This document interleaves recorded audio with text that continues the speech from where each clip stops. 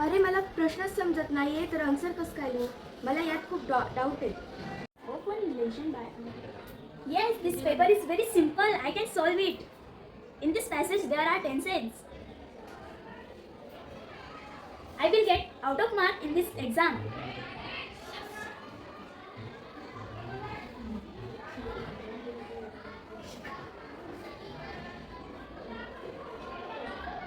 After my exam, it is very simple.